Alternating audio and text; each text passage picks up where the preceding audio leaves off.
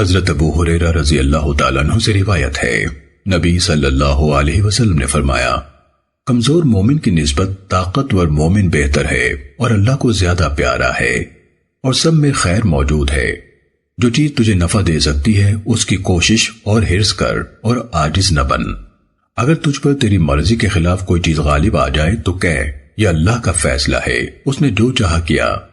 لفظ لو یعنی اگر سے بچ، کیونکہ اگر سے شیطان کا کام شروع ہو جاتا ہے۔ سننے ابن ماجہ حدیث نمبر 4168۔ حضرت عبداللہ بن عباس رضی اللہ تعالیٰ عنہما سے روایت ہے، رسول اللہ صلی اللہ علیہ وسلم نے فرمایا، دو نعمتیں ایسی ہیں جن کے بارے میں اکثر لوگ خسارے کا شکار ہیں، صحت اور فراغت۔ سننے ابن ماجہ حدیث نمبر 4170۔ حضرت ابو ایوب انصاری رضی اللہ تعالیٰ عنہ سے روایت ہے، ایک آدمی نے نبی صلی اللہ علیہ وسلم کی خدمت میں حاضر ہو کر عرض کیا، اللہ کے رسول، مجھے دین کی باتیں سکھائیے اور اختصار کیجیے۔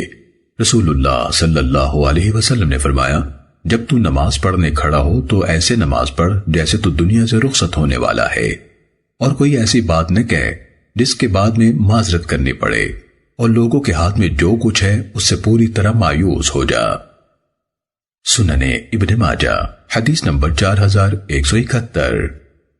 حضرت عبداللہ بن مسعود رضی اللہ تعالیٰ عنہ سے روایت ہے، رسول اللہ صلی اللہ علیہ وسلم نے فرمایا، جس کے دل میں رائی کے ایک دانے جتنا بھی تکبر ہوگا وہ جنت میں نہیں جائے گا، اور جس کے دل میں رائی کے ایک دانے جتنا بھی ایمان ہوگا وہ جہنم میں نہیں جائے گا۔